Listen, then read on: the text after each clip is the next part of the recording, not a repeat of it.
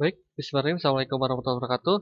Pada kesempatan kali ini, saya akan menjelaskan di mata kuliah Game Programming, pertemuan kedua, kita akan membahas tentang pengenalan desain dari game. Nah, mungkin game itu ada yang sering pakai gitu ya, apalagi mata kuliah ini memang dipilih oleh Anda gitu ya. Otomatis Anda itu senang kepada game. Nah, game, mungkin Anda sering lebih banyak menjadi user daripada seorang pembuat game itu sendiri. Nah, bagaimana proses tata cara ketika kita membuat, game gitu? Apa saja elemen-elemennya, apa saja bagaimana prosesnya gitu, apa jenisnya dan segala macam kita akan jelaskan di pertemuan sekarang. Nah, desain game, ini yang pertama ada proses, ada beberapa hal yang ketika pembuatan sebuah game, proses-prosesnya yang pertama ada imagining a game, jadi imajinasi dulu itu yang pertama. Jadi ketika kita membuat game, imajinasi itu yang utama gitu ya. Karena apa? Game apa yang akan kita buat, terus kreativitas, yang, diberikan untuk pembuatan game Anda supaya lebih menarik dan segala macam, itu menentukan. Jadi game imajinasi itu menentukan dari mulai A sampai Z, dari mulai cerita sampai desain segala macam, itu menentukan. Nah, terus, definisi bagaimana cara pembuatannya, bagaimana cara kerjanya, ya. Di mana saja kerjanya, di konsol apa, ya, terus di jenis apa, media apa, itu menentukan, ya. Terus elemen apa yang, dipakai, ya. Ini konsepnya, fungsinya, artistiknya, dan yang lain-lainnya, ya. Di sini, menjelaskan ciri khas dari game tersebut, apa yang dibangun, apa yang ada dalam game ketika, game itu dibuat gitu ya. Terus ditransmisi untuk informasi kepada sebuah game, bagaimana game itu dibuat. Jadi, game seperti apa yang akan kita buat. Jadi ketika pembuatan game itu memang diperlukan sebuah tim gitu ya, dari mulai pembuatan modelnya sampai pembuatan coding-nya di sana ya. Nah, eee, mungkin sudah kenal gitu ya. Jadi seni atau sains gitu ya. Nah, apa perbedaan seni dan sains? Jadi ada hubungannya seni dan sains dalam sebuah game gitu ya. Nah, seni ini adalah, yang membutuhkan kreativitas super ya. Jadi yang hanya dimiliki oleh orang-orang berbakat gitu atau orang-orang tertentu yang memang memiliki jiwa seni gitu ya. Dan atau juga ini adalah sains ya. Sains ini memerlukan matematis, jadi memerlukan perhitungan matematis bagaimana penerapan aturannya, keseimbangan peran, persamaan, aliran, serta pembagian sumber daya. Jadi yang namanya di dunia ini seluruhnya itu ada hitungan matematisnya, jadi tidak ada yang tidak bisa dihitung, hampir semuanya bisa dihitung. Jadi kalau ada perhitungan yang tidak terbatas, sebenarnya, ada hitungannya, cuman kuadratnya itu belum ada penyebutnya gitu ya.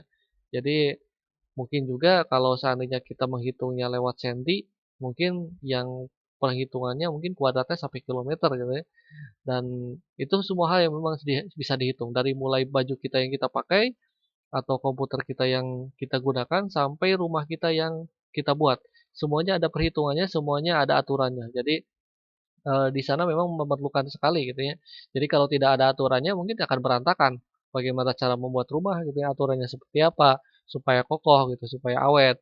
Terus, elemen apa saja yang digunakan, terus perhitungannya, bagaimana luas rumah, lebarnya, pintu, dan segala macam itu ada perhitungan matematisnya gitu ya.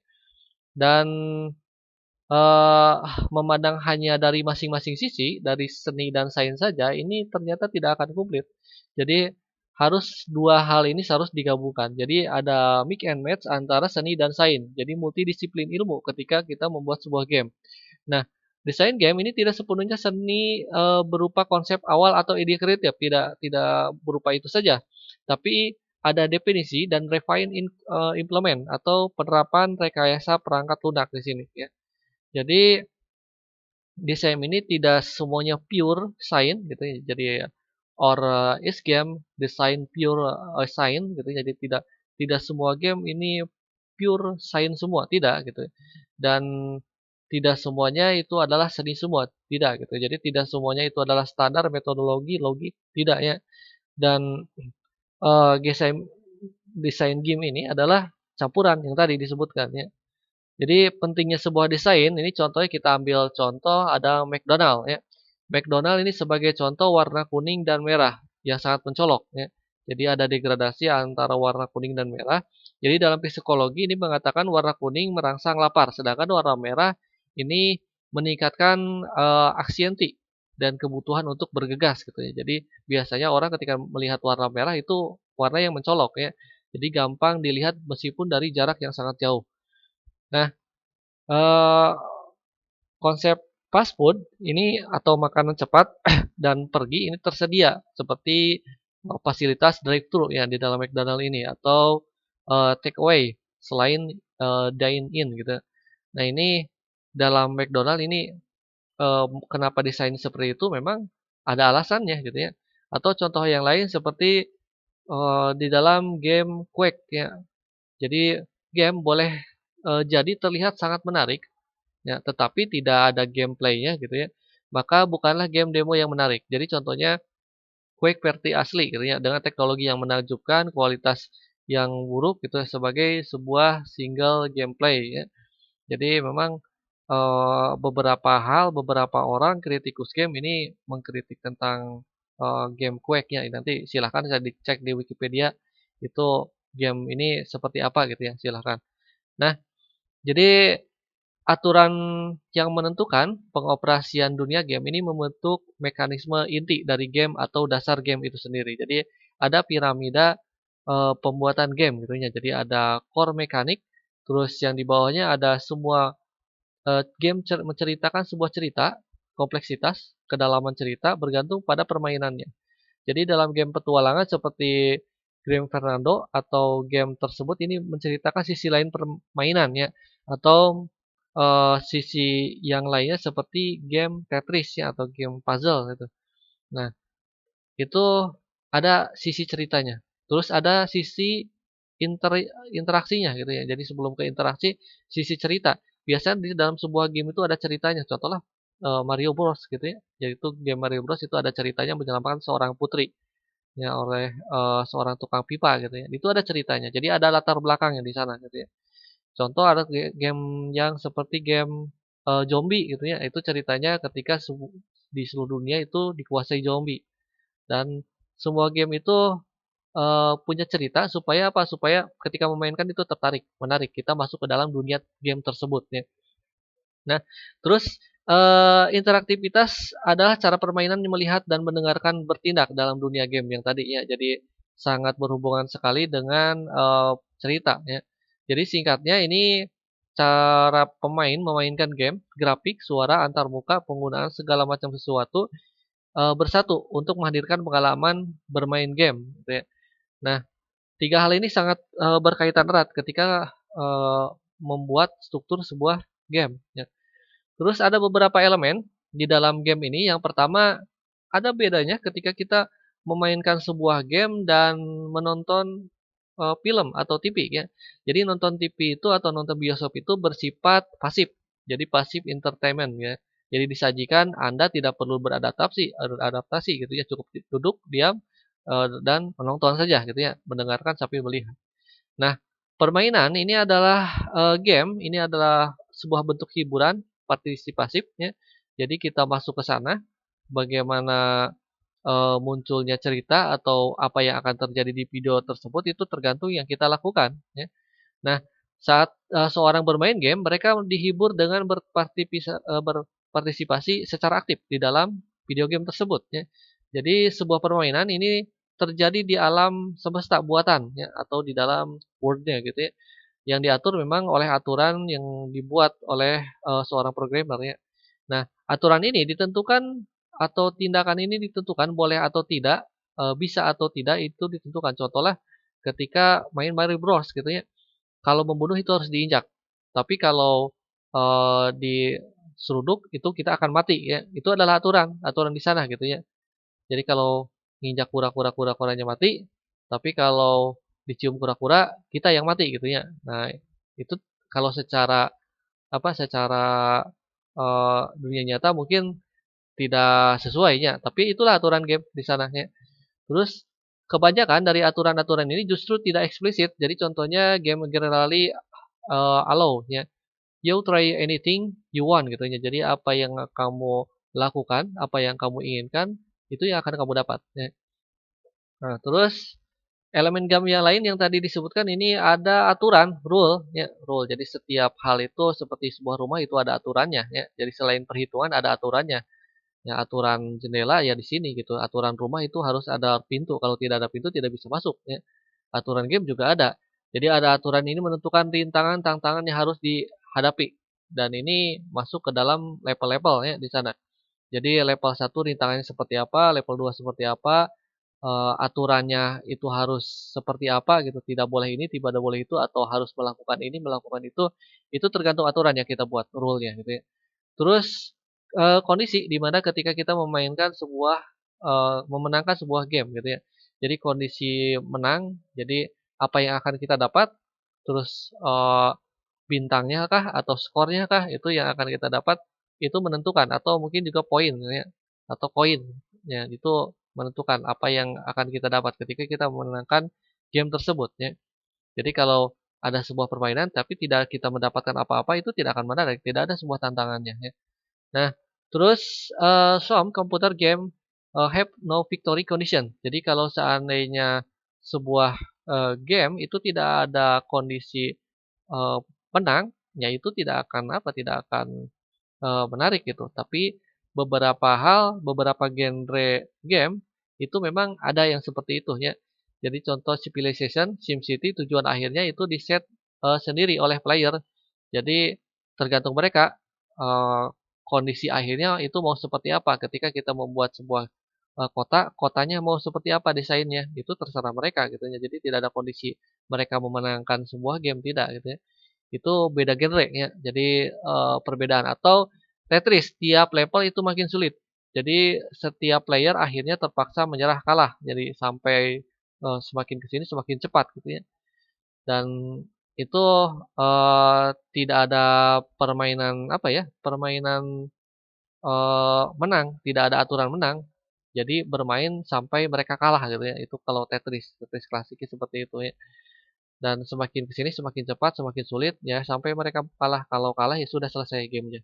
Kalau, bisa terus, ya terus saja, tanpa ada menang, ya. Itu tergantung aturannya dan tergantung genrenya di sana. Nanti kita jelaskan genre itu seperti apa, jenis-jenisnya. Nah, terus, setting model, interaksi, dan perspektif. Nah ini setting world, setting dunia gitu ya, terus model interaksi, terus jika seorang pemain mengendalikan suatu karakter, ini satu karakter mewakili dirinya, gitu ya. Terus jika dapat melihat banyak tempat di dunia, bertindak dan mempengaruhi komponen yang lainnya, seperti dengan omniset atau contohnya catur gitu ya. Nah, ini model interaksi, mmm, model interaksi ini contoh Mario Bros gitu ya. Mario Bros ini jika seorang pemain mengendalikan satu karakter gitu ya, hampir sama ketika kita menggunakan sebuah avatar ya. Jadi itu tergantung kitanya, mau loncat-loncat, mau nembak-nembak ya, itu tergantung. Terus berbeda lagi seperti catur. Kalau catur itu lebih kepada kecerdasan buatan, kita ngelangkahkan anak, nanti si lawan akan apa gitu ya, si lawan itu akan melangkahkan apa sebagai sebagai untuk handle-nya gitu ya, itu lebih kepada algoritma di sana yang memang dimasukkan dalam game catur tersebut. Nah, terus perspektif juga, ini cara melihat dunianya. Karena di dalam sebuah game mungkin kita tahu ada game GTA dan game Contra. Ini game klasik ya. Nah, cara perspektif mereka melihat game itu beda. Ada yang game 3 dimensi, kita bisa melihat ke kiri ke kanan. Ada yang memang cuma 2 dimensi seperti game Contra. Kita cuma bisa melihat di depan, majunya ke sebelah kanan gitu ya. Nah, itu beda perspektif cara melihatnya di sana. Terus ada lagi seperti pakai scrolling ya, atau top down isometrik. Ya, isometrik seperti ketika kita memainkan game Android untuk balap mobil ya. Itu untuk beloknya pakai gravitasi atau sensor ya, sensor di dalam handphone. Isometrik. Nah, terus 3 dimensi segala macam di sana. Nah, elemen lain dalam game ini ada peran player. Nah, peran player ini contoh di game Monopoly sebagai juragan kos-kosan. Ini playernya sebagai apa gitu ya. Semakin banyak kos-kosan yang kita monopoli, yang kita punyai itu kita akan semakin kaya. Nah, itu kita tujuannya itu seperti apa. Terus ada game Skydcrawler, ini perang antariksa. Jadi semua pesawat lain adalah pesawat lawan yang ditembak, semuanya yang bergerak gitu ya, di semuanya musuh kita yang nembaki ya. Terus ada lagi seperti Madden NFT Football. Ini player kadang-kadang sebagai pemain atau pelatih, itu tergantung posisi kita, apa kita ditujukan atau memakai player sebagai pemain atau sebagai pelatih untuk pengaturan strateginya gitu ya. Atau seperti di game Police Quest gitu ya, ini sebagai kepatuhan polisi ya, pada aturannya atau virtual cop ya, contoh lainnya gitu. Nah, elemen game ini banyak sekali ya model-modelnya. Ada model terstruktur dan realisasi gitu, realism gitu ya. Nah, realism ini contohnya dalam game Flight Simulator atau ini dikeluarkan oleh Windows gitu ya. Jadi ketika kita memainkan game ini seolah-olah kita sebagai seorang pilot ya. Jadi bagaimana tata cara seorang pilot, simulasinya seperti apa gitu ya. Dan ini menentukan dan hal-hal distorsi yang lainnya seperti ya seperti real, seperti ketika kita menerbangkan sebuah pesawat asli ya. Distorsinya hal-hal yang lain seperti eh spasial ruang, waktu ya. Jadi ruangnya maksud di sini kita milih landasan yang mana, terus yang waktunya kapan gitu ya. Terus eh, apakah kita yakin terbang atau tidak gitu. Jadi ada perhitungan timingnya di sini ya. Jadi kalau contoh lain seperti game-game yang lain gitu ya, ada istilah timing. Kapan kita bertindak, kapan kita harus diam dahulu di sana. Nah, ini lebih kepada suspension belief dan penangguhan keyakinan ya. Nah, terus ada audien, ketika kita membuat sebuah game juga, kita harus memikirkan audien yang akan kita pakai. Game ini diperuntukkan untuk siapa ya? Apakah untuk anak-anak balita, untuk remaja, untuk dewasa, atau untuk semua umur? Jadi kalau ketika kita membeli game pasti ada eee, simbol-simbol seperti ini, ada EC, ada E, ada E plus 10, ada T, ada M gitu ya, ada A, ada RP gitu ya. Nah, kalau seandainya ketika kita membeli game untuk bayi, balita gitu ya, mungkin gamenya game jigsaw, game puzzle yang sapi-sapian yang di atas ya. Terus ada game untuk remaja itu seperti game masak-masakan atau mungkin juga game dewasa yang sampai berdarah-darah ya di sana. Atau game semua umur. Nah, ini beda-beda kontennya di sana yang menentukan ketika kita membuat game. Ada essay ini adalah semua orang gitu ya, ada content related ISRB gitu ya. Jadi diperuntukkan untuk apa? Untuk children, diperuntukkan untuk anak-anak. Ini adalah game untuk anak-anak. Terus ada game E dengan huruf E itu adalah everyone. Jadi semua umur bisa memainkan game ini. Jadi tidak ada batasan usia. Terus ada juga game untuk 10 tahun ke atas gitu ya. Ada everyone plus 10. Karena beberapa hal kebanyakan ini ada seperti konten-konten dialognya di sana. Jadi memerlukan pembacaan naskah segala macam gitu ya. Jadi tidak banyak simbol-simbol seperti game-game untuk bayi ya atau balita. Terus ada ten, ini lebih kepada strategi ya. Kalau untuk measure atau ini lebih kepada ada kekerasannya ya. Untuk 17 plus sampai ini ada adegan pornografi kadang-kadang gitu ya untuk game ini. Terus kalau yang RP ini gamenya memang belum di rating gitu ya. Jadi ada kalau ada simbol yang RP itu gamenya belum belum di rating, apakah ratingnya C, E, T, M atau A. Itu seperti itu ya. Jadi ada simbol-simbolnya. Nah, terus tipe mesin yang akan kita pakai di sini.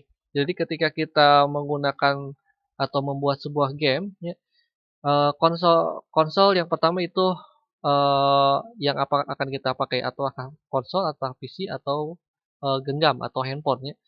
Nah, konsol ini contohnya seperti ada Xbox, ada Sony, PS ya.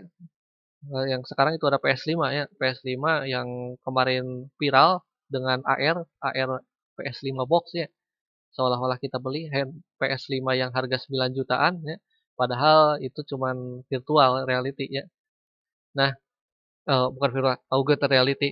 Nah, terus ada Nintendo Wii ya, itu semua fitur-fitur ini memang dikhususkan konsol untuk game gitu ya. Memang ada kelebihan ada kekurangan seperti PS5 itu sampai bisa memainkan game untuk yang 4K ya, yang 4K dengan resolusi yang besar seperti itu. Seandainya dibuat emulator untuk PC, maka PC-nya itu harus speknya yang dewa ya di sana. Terus ada PC juga. Ini untuk game PC ini banyak ya, entah itu dimasukkan untuk gamenya diperuntukkan untuk Linux, diperuntukkan untuk Windows atau untuk Apple ya. Atau yang sekarang itu banyak pakai kebanyakan itu Android ya. Nah, game ini banyak sekali, contohnya seperti Dota ya banyak itu diperuntukkan untuk PC ya.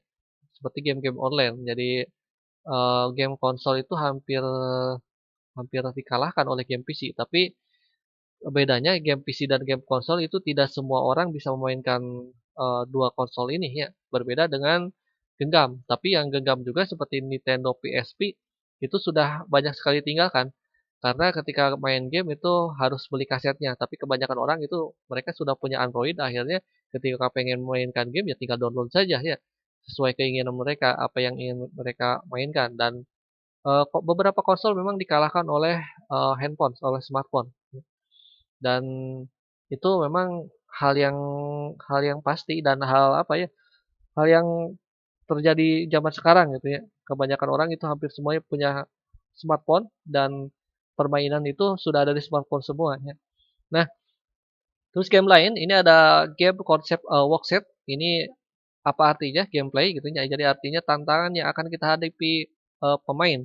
Jadi tindakan apa yang akan kita lakukan pemain untuk mengatasinya gitu ya. Jadi lebih kepada aturannya sudah ditentukan di sana, lalu kita lakukan itu sesuai aturan di sana. Terus bagaimana kondisi kemenangan untuk pertandingan tadi disebutkan sudah, terus apa perannya, kita kita sebagai apa gitu ya. Jadi contohnya ada dia itu postur atau impostor gitu ya. Ini dalam game Among Us ya. Jadi kita itu berperan itu sebagai apa? Jadi perannya itu apa ya? Mungkin sekarang ada yang mainkan game ini, tapi saya belum mengerti sebenarnya. Melihat-lihat di YouTube tapi belum belum begitu mengerti. Beberapa YouTubers gamers itu sudah memainkan game yang ini ya, sedang viral gitu. Cuman ya kalau saya sih jarang sih, jarang dan belum belum pernah main game ini. Kebanyakan game yang memang game yang tergantung yang bisa dimabarkan ya.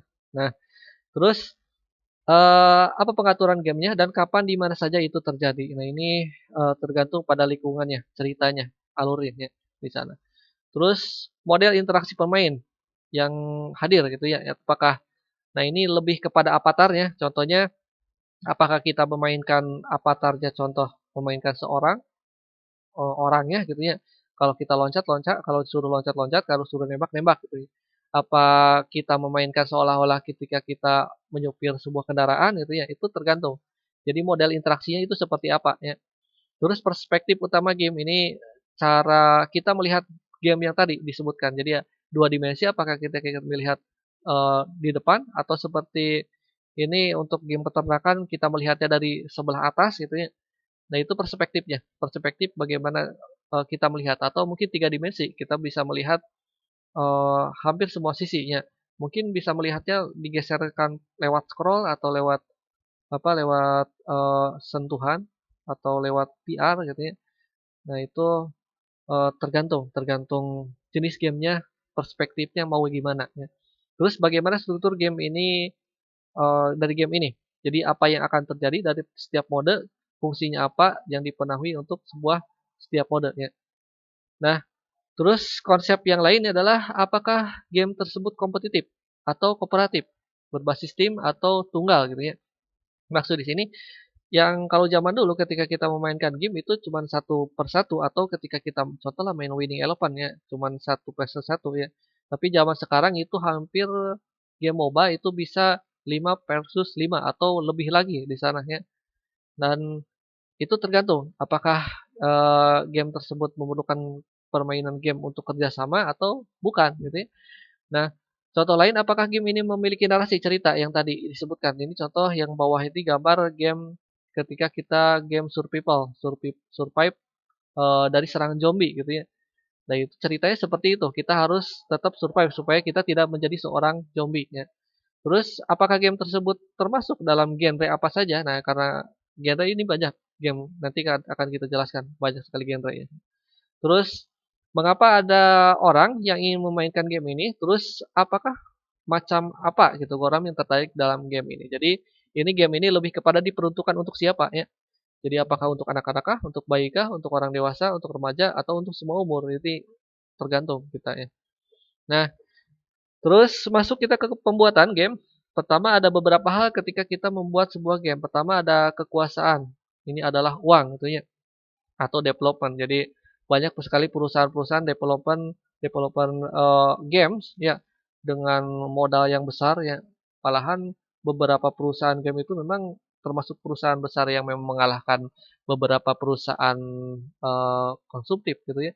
Maksud di sini dalam kehidupan sehari-hari untuk ketika kita contoh kita sering beli air mineral gitu ya, air mineral, tapi kenyataannya eh, keuangan air mineral, perusahaan air mineral itu kalah dengan perusahaan game dunia gitu ya. Memang seperti itu ya. Nah, ini jadwal pengembangan, anggaran dana ini menentukan untuk ketika pembuatan game. Kualitasnya itu menentukan di sana. Nah, terus pembuatan game ini ada beberapa bagian, seperti contoh gameplay, ada displaynya, jadi resolusinya seperti apa diperuntukkan karena resolusi itu tergantung kepada diperuntukkan untuk siapa. Nah, contohnya kalau di Indonesia kemarin kita bahas di pertemuan pertama, nah kenapa di Indonesia itu lebih banyak memilih Mobile Legends daripada AOP ya? Karena meskipun grafiknya lebih rendah gitu ya, tapi lancar dimainkan. Atau mengapa memilih Free Fire daripada PUBG gitu ya? Meskipun PUBG itu grafiknya lebih bagus daripada Free Fire. Sama, karena lancar juga. Itu adalah masalah dari displaynya. Jadi ya disesuaikan ya, disesuaikan. Ya mungkin banyak HP kentang ya mungkin gitu ya. Karena ya semakin di sini sebenarnya tidak semua HP kentang ya. Karena semakin ke sini HP setiap orang itu speknya semakin tinggi dan harganya juga semakin murah. Dan memang ya seperti itu disesuaikan. Dan terus fiturnya, nah ini fiturnya lebih kepada fitur game ini apa saja gitu ya. Apakah bisa pakai VR, bisa pakai AR, bisa dikendalikan seperti apa gitu ya. Online kah, offline kah? Itu tergantung ya di sana. Terus real life ya, jadi dalam dunia nyata, dalam game development ini ada kreativitas, terus waktu dan anggaran, umpan balik, dan biasanya kerjasama dalam keterbatasan ya. Untuk perusahaan game yang lain, mungkin ngambil apa gitu ya dari game yang lain, dari itu bisa saja saling bekerja sama. Terus juga bekerja sama dalam tim. Ini kerjasama ini adalah sebuah kunci ketika kita membuat sebuah game karena ketika membuat sebuah game apalagi game yang besar gitu tidak mungkin dikerjakan oleh satu orang. Mengerjakan suatu model saja itu membutuhkan waktu yang lama gitu ya. Nah, ini terus menerima masukan dan pendapat biasanya dimainkan dulu sebelum dipasarkan game itu dimainkan dulu oleh seorang gamers gitu ya. Apakah kurangannya dalam versi betanya nanti baru kekurangan itu akan diperbaiki. Apakah dari sisi tantangan, sisi grafik atau sisi apapun. Nah, ketika sudah bagus, maka akan dipasarkan gitu ya. Nah, terus ajukan pertanyaan juga terus dalam oleh kepada kritikus itu gitu ya. Terus jangan menjadi masalah dalam tim. Maksud di sini ketika membuat sebuah game eh, si grafiknya sudah bagus ya. Terus untuk pembuatan grafik ruangan bagus, tapi suara belum gitu ya. Nah, itu masalah dalam tim. Nah, terus kalau seandainya Anda ahli dalam pembuatan game, tinggal buat karirnya. Sebenarnya karir dalam game ini sangat besar sekali ya. Termasuk beberapa teman saya ada yang membuat sebagai game developer gitu ya, dan bekerja di rumah ya. Nah, ini ketika menawarkan diri ke perusahaan game, pertama harus portofolio yang baik, sertifikasi keterampilan, ya apa saja jelasnya, terus meningkatkan keterampilan dari bidang apa, terus daftar proyek ketika Anda membuatkan game itu, game apa saja yang pernah Anda buat ya, sebagai apa, itu untuk pelamaran pekerjaan ya, sebagai game developer. Nah, game designer ini pertama dalam ketika kita masuk dalam pekerjaan seorang gamers, seorang pembuatan games gitu ya. Nah, ada beberapa ada beberapa bagian ketika membuat sebuah game. Yang pertama ada lead designer, ada visionary. Ini lebih kepada head ya. Jadi desainnya itu seperti apa ya? Itu tergantung pada imajinasi si pembuat ya. Terus game mekanik.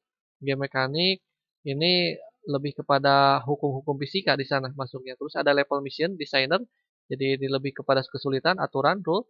Terus story dan dialog ini lebih daripada alur cerita yang tadi disebutkan dalam sebuah game tersebut supaya memang menarik ya.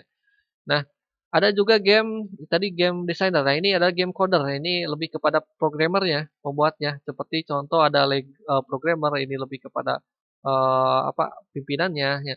Terus ada game mekanik programmer, ada 3G sampai network programmer. Ini apakah ketika kita membuat game online, apakah networknya atau jaringannya bagus atau tidak. Boleh saja ketika kita membuat game dengan grafik yang bagus, tapi cara mengakses grafiknya itu agak lambat ya, agak lambat. Akhirnya ketika memainkan game itu, gamenya menjadi kurang, smooth atau kurang lancar dimainkan dan itu menjadi sebuah tantangan untuk network programmer di sana. Nah, terus ada game artis. Nah, ini bukan tidak sedikit ketika membuat sebuah game, contoh game Winning Eleven, mereka menyewa seorang pemain bola sungguhan ya, untuk mempelajari gerak tubuhnya. Ya diteliti dengan motion gitu ya, dengan motion capture, studio dan segala macam. Diteliti bagaimana cara geraknya, mimik wajahnya segala macam dimodelkan dalam 3 dimensi. Itu supaya apa? Supaya memang ketika diterapkan dalam game main bola itu memang seperti sesungguhnya, seperti aslinya gitu. Teknik-teknik yang digunakan untuk main bola memang asli sesuai dengan seperti orangnya gitu ya. Nah, terus ada audio. Nah, ini audio ini ada musik, ada sound effect. Kalau ketika mainkan game pedang-pedangan, maka ya sedang ketika beradu pedang ya seperti itu. Ada suara pedangnya. Ketika ada angin, memang ada suara anginnya di sana. Jadi sound effect ini lebih kepada supaya tidak monoton. Jadi seolah-olah itu ada di dunia nyata asli gitu ya. Seperti di dunia kalau ada suara tembakan, suara hutan ya memang seperti itu. Ada burungnya, ada suara daun jatuh segala macam. Memang supaya memang seperti real, game itu game game memang ketika kita masuk ke dalam dunia game tersebut ya. Nah, terus ada gameplay. Nah, apa itu gameplay? Mungkin kita sering memainkan beberapa game seperti entah Free Fire atau mungkin yang paling legendaris itu Super Mario Bros ya. Nah, gameplay ini adalah unsur kunci dalam permainan game. Jadi menggambarkan karakter game ya, bertindak atau melakukan gerakan mencapai suatu misi tertentu. Jadi gameplay ini contoh Super Mario Bros gitu ya, berjalan menginjak musuh, memecahkan balok, menyelamatkan sang putri, ya itu gameplaynya seperti itu. Atau ketika kita memainkan game, contoh Mobile Legends gitu ya, setiap gameplay hero-hero itu beda-beda. Atau Free Fire ya, beda-beda cara-caranya. Tiap gameplaynya beda-beda, cara mainnya beda-beda. Ya itu tergantung pada teknik dan latihan di sana ya. Nah, terus definisi gameplay yang lain ini adalah contoh gameplay Call of Duty. Ini ada survival mode ya. Kita siapa yang mati terakhir gitu ya atau siapa yang hidup terakhir itu yang menang ya. Terus ada juga dapat menggunakan uang untuk membeli senjata baru atau mengupgrade amunisi ya hampir sama Call of Duty itu seperti Free Fire, PUBG hampir sama ya. Terus membunuh musuh berurutan menghasilkan uang yang lebih banyak. Terus butuh perangkat yang lebih tinggi untuk membuka peta multiplayer di sana. Dan itu gameplaynya seperti itu ya. Nah, ini kita akan bahas genre. Nah, ini genre ada beberapa macam genre. Yang pertama ada action. Action ini seperti arcade atau kecepatan tangan, psikomotorik, taktik ya, seperti game-game memang membutuhkan membutuhkan eh, apa? Kecepatan refleks di kita ya. Terus ada game strategi, ini seperti menghancurkan benteng, terus taktik seperti dikerahkan untuk ketapel, infanteri dan segala macam gitu. Ada RPG ya untuk taktik logistik. Nah, ini atau puzzle ya. Terus ada Railroad ya. Railroad ini seperti kita masuk seolah-olah kita itu memainkan apa? Contoh jadi seorang koki kah, kita seorang eh, direktur kah ya itu tergantung genre Railroad itu seperti itu. Terus ada konstruksi. Nah, ini seperti SimCity ya. Ini kita membuat sebuah kota ya di sana.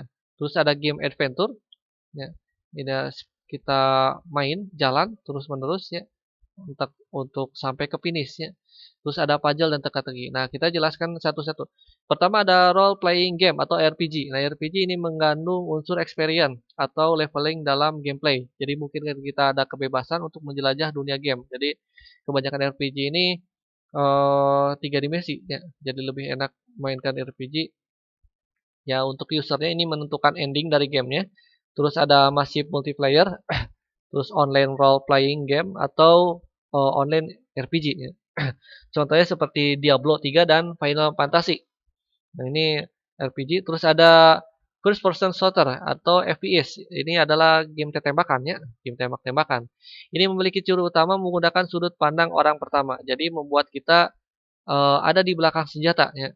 Jadi contohnya yang tadi disebutkan seperti Call of Duty, terus ada Battlefield, ada FF, ya, ada PUBG, banyak. Terus ada third person shooter atau TPS. Nah ini beda lagi, ini mirip, mirip seperti FPS, tapi gameplaynya sama tembak-tembakan, cuman sudut pandangnya digunakan adalah game ini adalah orang ketiga. Ya. Jadi ada kerjasamanya, ya, seperti Mass Effect, ada GTA gitu ya. Ini masuk ke sana. Terus ada game strategi. Nah, game strategi ini mengatur suatu unit pasukan untuk menyerang markas, ya. Terus musuh dalam rangka memenangkan permainan. Contohnya real time strategi RTS, ya. Atau apa eh, seperti game COC ya. Nah, terus pada game ini kita dapat mengendalikan pasukan secara langsung dari mana sumber dayanya hingga menghancurkan musuh. Jadi semua pertarungan ini dapat disaksikan secara langsung ya. Nah, terus ada game strategi juga tadi RTS, ada TBS. Nah, ini TBS atau turn based strategi ini selain mengendalikan karakter utama, juga mengendalikan pasukan. Jadi kota dan mengendalikan pertarungan. Jadi biasanya memainkan game ini di atas sebuah peta ya. Nah, terus ada RTS atau real time strategi. Nah, real time strategi ini contohnya seperti Age Empire dan Warcraft. Ya. Nah, terus ada lagi yang tadi TBS, ini ada seperti Civilization dan Empire War. Ya. Jadi kita masuk ke orang ketiga. Terus ada lagi game simulasi. Nah, simulasi ini lebih kepada mementingkan realisme. Jadi seperti kenyataannya. Jadi segala faktor pada game ini sangat memperhatikan agar semirip mungkin di dunia nyata. Jadi baik nilai material, referensi faktor, dan lain-lainnya. Nah, genre ini lebih kepada seperti meliputi racing, flying, sampai militer. Ya. Nah, contohnya ini ada simulasi untuk nyupir truk ya, atau yang tadi ya, game simulasi untuk menjadi seorang pilot. Nah, terus ada Tycoon. Nah, ini game ini menjadikan kita sebagai seorang bisnismen. Jadi mengembangkan suatu properti untuk dikembangkan hingga dilakukan untuk pemasarannya. Nah, ini contohnya seperti roller coaster Tycoon sampai ride carnival Tycoon ya. Dan yang ini ada game racing, sudah tidak asing ya. Game racing adalah game balap ya. Memungkinkan kita untuk mengendalikan sebuah kendaraan untuk memenangkan sebuah balapan ya. Nah, ini ada seperti Thai, Tri ya. Terus ada Need for Speed. Kalau Need for Speed itu lebih kepada kejar-kejaran ya antara polisi. Nah, terus ada Action Adventure. Action Adventure adalah game berupa petualangan. Ini seorang karakter memenuhi penuh dengan aksi penuh. Ini akan terus ada sehingga game tersebut tamatnya. Nah, ini contohnya seperti Arkham City ya, Batman Arkham City atau I Am Alive. Nah, terus ada arcade, ini yang paling banyak ya, arcade ini. Nah, ini game ini genre ini tidak difokuskan pada cerita ya.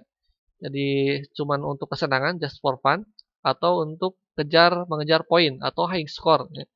Jadi contohnya seperti Pac-Man ya. Pac-Man ini game arcade ya, jadi tidak ada tamatnya sebenarnya. Terus ada fighting game, sudah tidak asing ya kalau dengar istilah fighting game pasti ada Smackdown ya di sana. Nah, fighting game ini adalah genre yang bertarung seperti dalam arcade. Permainan ini mengeluarkan jurus-jurus ampuh seperti pertarungan. Genre ini fighting biasanya one on one dalam sebuah arena yang sempit ya. Jadi contohnya seperti Mortal Kombat, Street Fighter ya. Terus yang tadi disebutkan ya seperti WWF ya, dan banyak lagi. Nah, terus ada game sport. Ini game olahraga. Ini sistem permainannya berbeda-beda tergantung jenis olahraganya. Jadi permainan aturannya hampir sama seperti aturan ketika kita memainkan olahraga itu ya. Nah, ini contohnya seperti PES, NBA, nah Winning Eleven banyak ya, banyak sekali. Terus ada game historis. Nah, ini bergantung kepada sejarah zaman dulu gitu ya. Game ini melibatkan tentang sejarah zaman dulu. Contohnya seperti Rome 2 dan Commanders ya, Napoleon ya, Napoleon Bonaparte. Nah, terus ada Real Life, ini ya seperti Harvest Moon ya. Seperti game ini merupakan tentang kehidupan sehari-hari atau farm strategy gitu ya. Kebanyakan Harvest Moon itu farming ya. Jadi kalau yang mainkan Harvest Moon jangan main Mobile Legends karena farming terus ya. Nah, terus ada musikal. Game ini meliputi tentang alat-alat musik. Contoh yang sering pakai itu Guitar Hero 3 ya. Guitar Hero mungkin Guitar Hero berapa sekarang ya. Terus ada High School Musical ya. Ini game-game musik. Biasanya kebanyakan game musik itu lebih banyak di game zone ya, di mall ya. Terus ada shooter. Nah, shooter ini adalah permainan video yang ciri utamanya adalah penggunaan sudut pandang dari orang pertama atau tampilan layar mensimulasikan apa yang dilihat melalui mata karakter yang dimainkan. Jadi ciri utamanya ini menggunakan senjata genggam jarak jarak jauh. Jadi ini game shooter seperti ini ya, seperti Bubble atau apa eh, untuk game chicken shooter ya. Jadi untuk tembak-tembakan atau mungkin yang klasik itu ada game duck gitu ya atau nembak bebek ya. Nah, itu game shooter. Terus ada game action yang tadi. Nah, ini game ini biasanya meliputi tantangan fisik, balapan, entah itu konflik yang lainnya, atau mungkin juga meliputi ekonomi sederhana seperti mengumpulkan beberapa benda. Nah, ini contohnya ada Sleeping Dog atau Max Payne. Ya. Terus ada yang terakhir ada game puzzle. Nah, ini lebih kepada berintikan mengenai pecahan-pecahan teka-teki. Terus seperti menyusun balok ya, atau melewati labirin sampai mendorong kotak. Ini puzzle ya. Sering pula permainan jenis ini juga unsur permainan dalam video game petualangan maupun game edukasi untuk anak-anak ya. Seperti Juma atau Angry Bird ya. Nah, baik itu saja. Terima kasih atas perhatiannya. Saya tutup. Wabillahi taufiq wal hidayah.